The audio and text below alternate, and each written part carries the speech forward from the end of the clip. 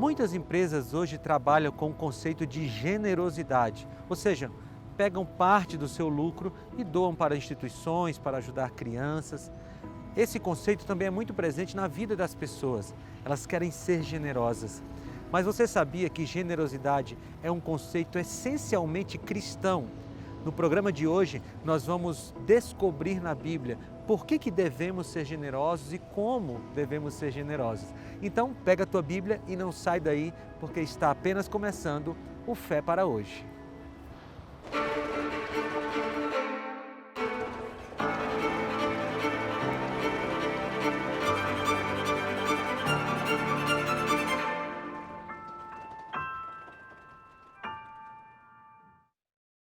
O programa de hoje fala sobre generosidade e eu quero te dar um presente graças à generosidade de milhares de pessoas que ajudam a Novo Tempo, que patrocinam a Novo Tempo, que são os Anjos da Esperança, a quem nós agradecemos muito. E o presente é o DVD O Sentido da Fé.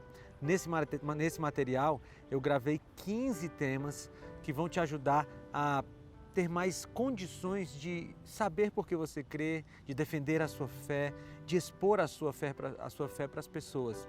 O DVD O Sentido da Fé traz assuntos como fé na existência de Deus. Você vai ter argumentos para saber por que você crê em Deus e por que você pode falar para as outras pessoas que podem crer em Deus. Tem aqui também, por exemplo, fé, graça e obediência, o tema 10. Você vai saber qual é essa relação entre graça e obediência. Enfim, são 15 temas para você conhecer mais a Deus através da Bíblia. E tem 3 formas de você pedir esse material que é de graça, completamente de graça. Você pode pedir apontando a câmera do seu celular para esse QR Code que está aqui na tela. Você vai apontar como se fosse tirar uma foto do QR Code. Aí abre um pequeno link na tela do seu celular, você clica nele, faz o cadastro e vai para sua casa o DVD sem custos. Ou você entra em biblia.com.br, lá vai ter a imagem do DVD, você clica nela, abre um pequeno formulário, você completa ele com seus dados e o DVD vai para sua casa sem custos. Ou você pode ligar no horário comercial para 0 operadora 12 21 27 31 21. Você vai fazer um breve cadastro e o DVD vai para sua casa de graça, é um presente nosso.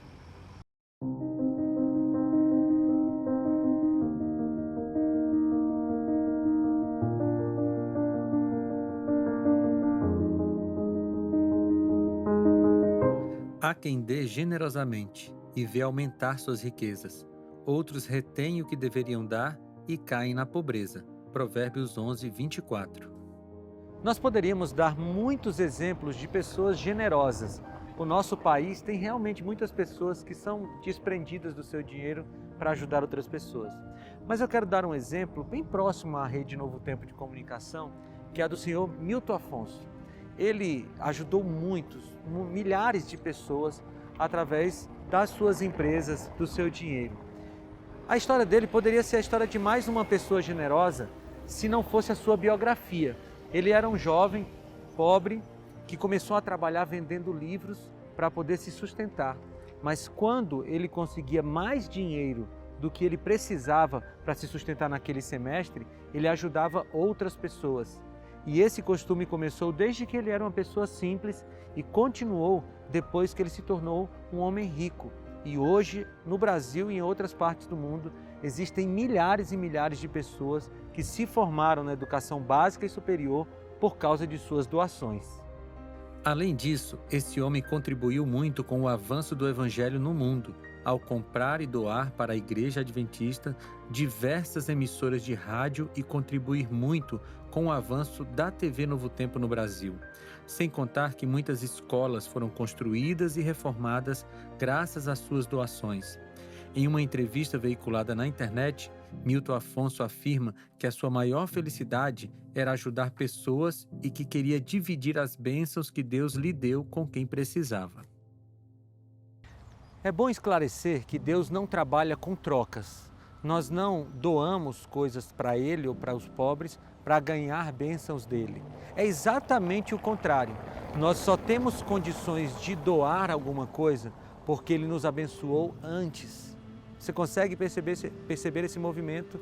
Primeiro a gente recebe a bênção de Deus e depois nós somos generosos. Não o contrário. Por isso eu queria deixar esse ponto claro para que a gente possa continuar falando sobre generosidade. Nós não doamos para receber de Deus, nós doamos porque recebemos de Deus. Talvez você já tenha vivido a situação de ir ajudar alguém, consolar alguém e voltar consolado. Talvez alguém que perdeu um ente querido para a morte e você se preparou emocionalmente e espiritualmente para ir até a pessoa, falar palavras de consolo, ler um texto bíblico, fazer uma oração, para tentar ajudar aquela pessoa. E quando chegou, você percebeu que a pessoa que estava consolando você. Essa é uma situação muito comum. E é exatamente isso que acontece quando nós vamos ajudar as outras pessoas. Seja uma ajuda financeira, uma ajuda emocional, uma ajuda no trabalho. Todas as vezes que você faz algo por alguém, você recebe de volta o conforto que vem dos céus. Por isso, sempre esteja disposto a ajudar as pessoas, porque você será o maior beneficiado por isso.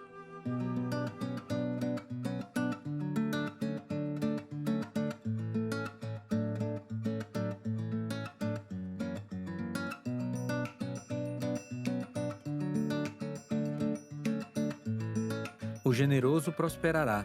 Quem dá alívio aos outros, alívio receberá. Provérbios 11, 25. Eu gosto muito de exemplos retirados da natureza. Acho que a natureza tem muito a nos ensinar. Quando eu era criança, adolescente, eu participei do Clube de Desbravadores, que é uma agremiação da Igreja Adventista que ensina a crianças de 10 a 15 anos valores éticos, morais, religiosos. E a gente gostava muito de acampar. E uma coisa eu aprendi durante os acampamentos: a água do rio é melhor de ser consumida do que a água do lago, por um motivo muito simples, é que o rio está em movimento. O rio é basicamente o seguinte: ele recebe água de um lugar e doa água para outro lugar. Ou seja, o fato de o rio estar sempre doando a sua água é que faz dele uma coisa bem útil. Eu quero usar isso como metáfora para nós. Quanto mais nós doamos, mais útil nós somos para nós e para os outros. Entre os seres humanos também funciona assim. Quanto mais nos doamos para aliviar os fardos das pessoas, mais úteis nos tornaremos para o planeta. Pessoas que são como lagos vivem recebendo, mas nunca doam nada. Se tornam cada vez mais irrelevantes para o mundo. O apóstolo Paulo estava orientando a igreja de Corinto sobre essa questão da generosidade. E ele escreveu algumas palavras que são muito significativas para a gente aprender sobre esse assunto. Quem planta pouco, colhe pouco. Quem planta muito, colhe muito. Que cada um dê a sua oferta conforme resolveu no seu coração, não com tristeza ou por obrigação, pois Deus ama quem dá com alegria. E Deus pode dar muito mais do que vocês precisam para que vocês tenham sempre tudo o que necessitam e ainda mais do que o necessário para fazerem todo tipo de boas obras. Porque isso que vocês fazem não somente ajuda o povo de Deus que está necessitado, mas também faz com que eles façam muitas orações de gratidão a Deus. Eles darão glória a Deus, pois esse serviço que vocês estão prestando mostra a eles como vocês são dedicados ao Evangelho de Cristo, que vocês aceitam e seguem. E eles também darão glória a Deus pela oferta generosa que vocês estão dando a eles e a todos os outros. E eles orarão com muito carinho por vocês, por causa do imenso amor que Deus tem mostrado a vocês. Agradeçamos a Deus o presente que Ele nos dá, um presente que palavras não podem descrever, segundo aos Coríntios 9, 6 a 15. Seja como um rio que, sem reservas, existe para doar. Inunde a vida das pessoas de atos de bondade. Deus recompensará você.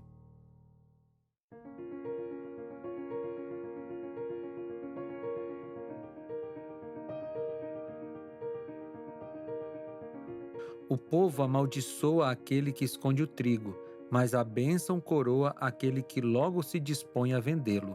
Provérbios 11, 26. Você já ouviu falar da lei da oferta e da procura? Esse é um princípio do capitalismo que rege o mercado. É mais ou menos assim: quanto mais oferta tiver de um produto, menor será o seu preço. Quanto mais raro for um produto, maior será o seu preço. Esse conceito parece estar retratado nesse texto que nós acabamos de ler, embora saibamos que os conceitos do capitalismo, os conceitos filosóficos do capitalismo não existiam na época que os provérbios foram escritos, mas existe ali talvez um indício dessa lei da oferta e da procura quando o provérbio exalta aquele que tem diligência em vender o seu trigo.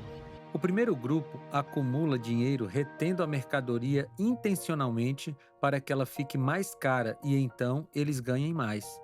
Algo semelhante aconteceu no tempo do profeta Amós. Ele escreveu: "Ouçam, vocês que pisam os pobres e arruinam os necessitados da terra, dizendo: quando acabará a lua nova para que vendamos o cereal? E quando terminará o sábado para que comercializemos o trigo, diminuindo a medida, aumentando o preço, enganando com balanças desonestas e comprando o pobre com prata e o necessitado por um par de sandálias, vendendo até palha como trigo? O Senhor jurou contra o orgulho de Jacó: jamais esquecerei coisa alguma do que eles fizeram." Amós 8, 4-7. O texto de Provérbios que nós acabamos de ler e todo o restante da Bíblia não condena a riqueza ou o acúmulo de riquezas. Você não vai encontrar nenhum texto da Bíblia que diz que é pecado ser rico.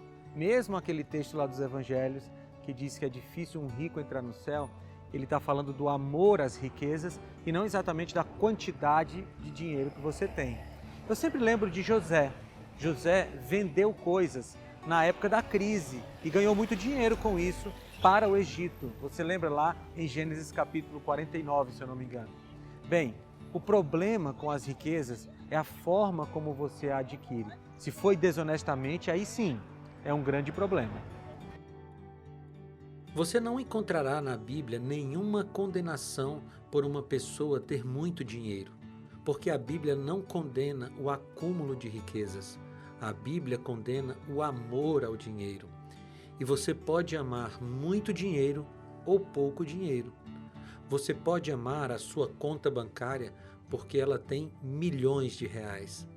Mas você pode amar do mesmo jeito a sua conta bancária se ela tem apenas algumas dezenas de reais. A questão é quem nós amamos ou o que nós amamos. O nosso amor deve ser dedicado unicamente a Cristo. Nós devemos devotar amor somente a Deus, não aos nossos bens, não às coisas que nós temos.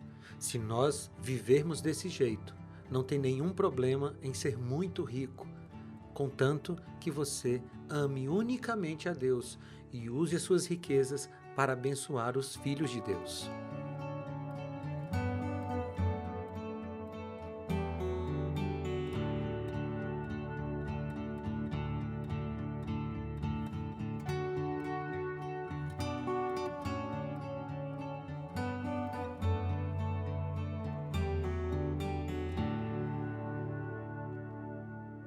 O infortúnio persegue o pecador, mas a prosperidade é recompensa do justo. Provérbios 13, 21. Vivemos em um período em que, infelizmente, algumas pessoas, alguns líderes religiosos têm vendido a religião.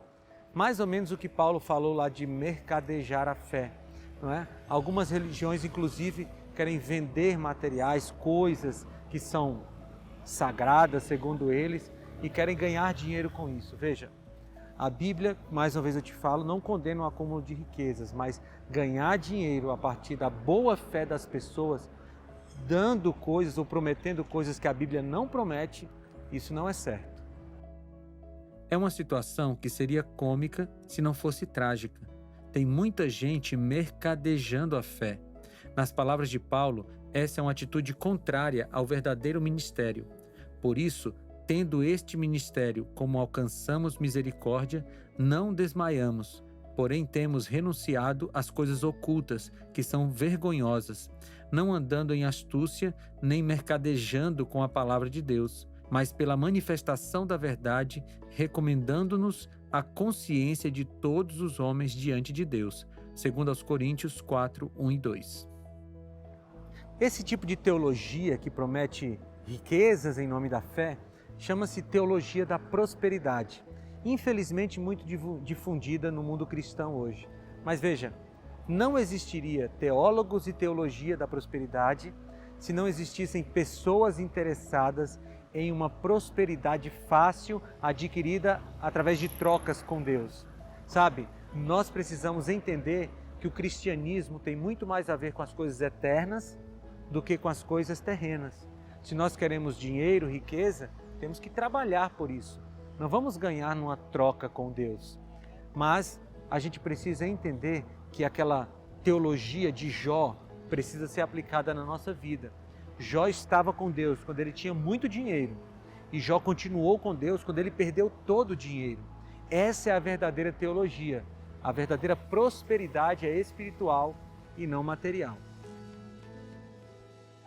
A teologia da prosperidade, ou qualquer outra teologia não bíblica, só tem eficácia, só se difunde porque existem pessoas que estão querendo esse tipo de cristianismo. Infelizmente, alguns cristãos, como eu falei, estão mais interessados nos bens que Jesus pode dar do que no bem que Jesus é. Nós precisamos nos manter firmes à palavra de Deus, porque somente estudando a Bíblia e nos aprofundando no conhecimento da palavra de Deus é que nós estaremos livres de sermos enganados pela teologia da prosperidade ou por qualquer outra filosofia não bíblica. Nós vivemos em um mundo cheio de ideias que estão em contradição com o texto sagrado. E como cristãos, é nosso dever conhecer a Bíblia de tal forma que essas ideias não nos enganarão e nós poderemos combatê-las em nossa vida e na vida daqueles que nos derem oportunidade.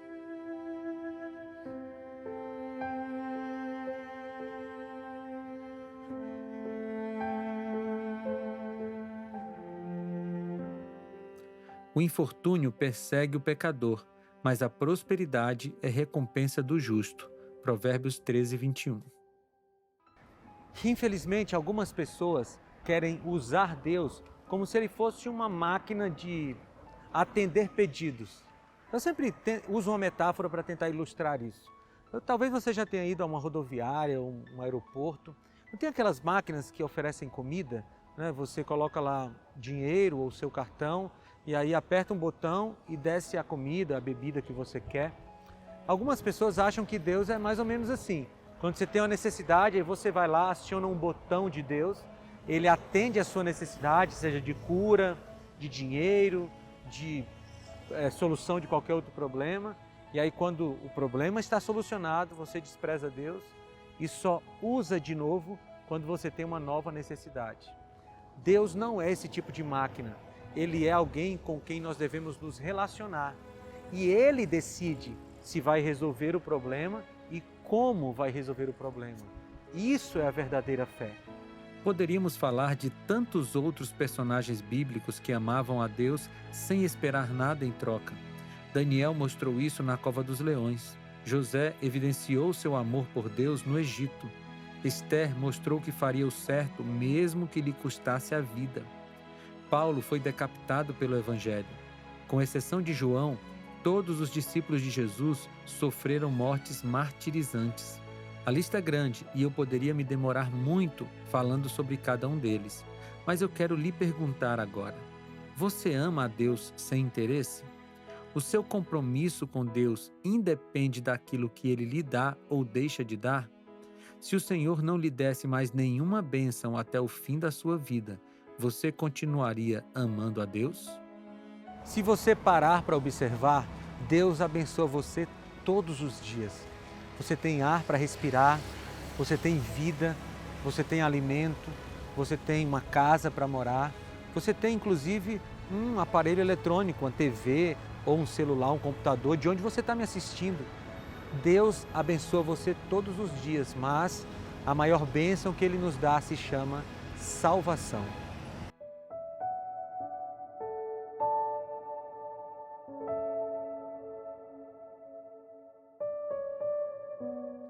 As terras dos pobres produzem boas colheitas, mas os homens desonestos não deixam que elas sejam aproveitadas. Provérbios 13, 23. Infelizmente, tem muitas crianças morrendo de fome no planeta. A ONG Salvem as Crianças tem uma estatística assustadora. Ela diz que a cada minuto morrem 5 crianças de fome no mundo. Já pensou que coisa horrível? E muito do dinheiro que vai para o bolso de pessoas corruptas poderia estar salvando a vida de alguma dessas crianças. Se diminuísse a corrupção no mundo, menos pessoas estariam padecendo sem comida. Essa é a avaliação de Celi Jahan, diretor do Grupo de Redução da Pobreza do Programa das Nações Unidas para o Desenvolvimento, sediado em Nova York, nos Estados Unidos. Em entrevista à Agência Brasil, ele afirmou que, abre aspas, pode-se dizer que a corrupção pode ser pior que a falta de dinheiro. Quando você tem falta de dinheiro, você não tem dinheiro. Quando você tem corrupção, você tem dinheiro, mas o perde. Fecha aspas. Por causa da injustiça e desonestidade de alguns, os pobres sofrem. Essa é uma realidade no Brasil e na maioria dos países do planeta. Embora não tenhamos como resolver toda a miséria e injustiça do mundo, a volta de Jesus fará isso. Podemos e devemos fazer o possível para amenizar a situação. Quando a gente olha para a corrupção no mundo, para a falta de honestidade, nós como cristãos precisamos ter algumas atitudes. A primeira delas é não se acostumar, não dizer assim, todos roubam, então não tem problema. Não, não é isso. Mesmo que todos façam o que é errado, nós cristãos precisamos continuar fazendo o que é certo, porque é certo. Uma segunda atitude que eu gostaria de sugerir é que nós devemos combater a corrupção sempre que nós pudermos. No nosso ambiente de casa, do trabalho, não deixar com que ela seja uma coisa normal. E a terceira atitude é sermos honestos. Sabe, às vezes a gente reclama da desonestidade daqueles que são grandes no país, têm muita influência, mas nós mesmos somos desonestos no troco, na negociação. Sejamos honestos. Eu acho que esse é o nosso papel de cristãos e é uma forma de, apesar de sabermos que o mundo vai piorar moralmente, nós trabalharmos pela melhora moral do mundo.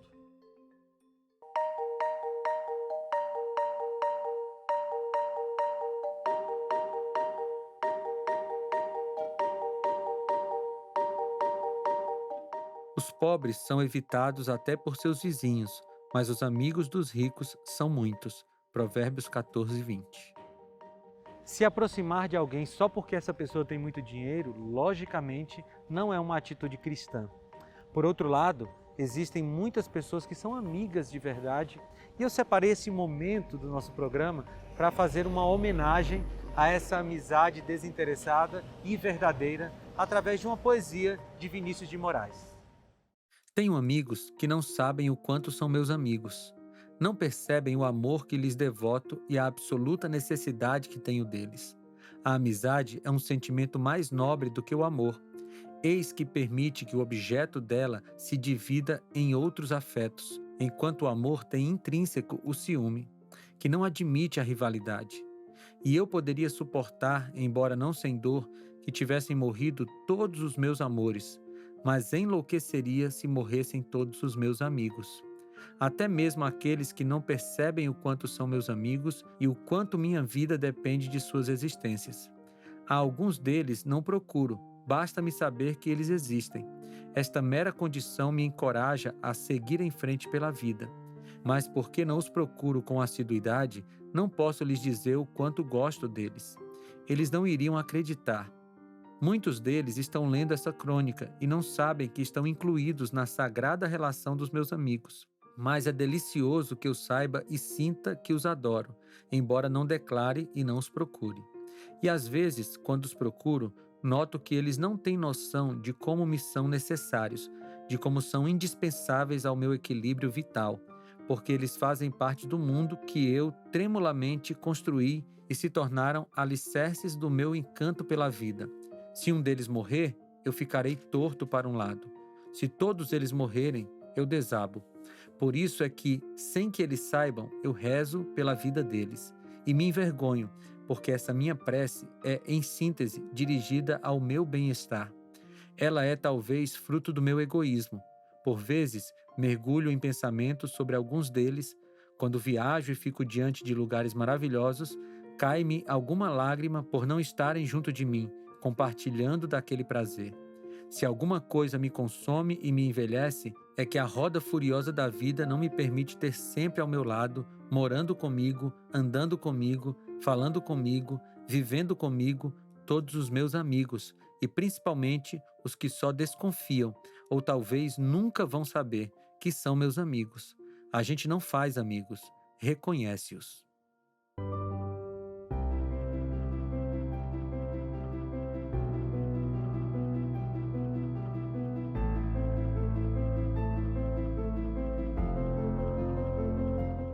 Quem despreza o próximo comete pecado, mas como é feliz quem trata com bondade os necessitados. Provérbios 14, 21.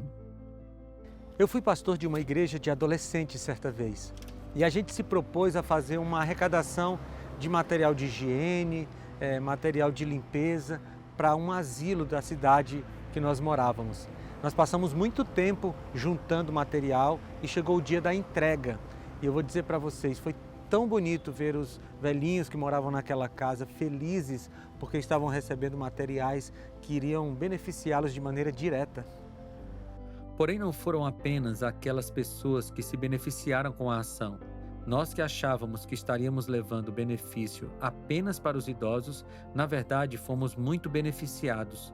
Saímos de lá com muita felicidade no coração. A sensação de ajudar alguém é uma das mais gostosas que podemos sentir. Infelizmente, não temos condições de ajudar todas as pessoas que sofrem no planeta. A pobreza e o sofrimento são efeitos colaterais permanentes do pecado, que só serão erradicados com a volta de Jesus. Mas podemos diminuir o sofrimento daqueles que sofrem próximos a nós. Tem muita gente nesse planeta precisando de comida, de roupa, de remédio, de atenção. E sabe, nós cristãos temos o dever de sermos generosos. E deixa eu te falar uma coisa, não precisa ter muito dinheiro para ser generoso. A generosidade nada tem a ver com a sua conta bancária. Você pode ter muito pouco e mesmo assim dividir o que é possível com uma pessoa que tem menos que você. E tenha certeza, aí do seu lado tem alguém que tem menos que você. Então fica o desafio, vamos ser generosos e mostrar Cristo através das nossas ações para todas as pessoas que precisam.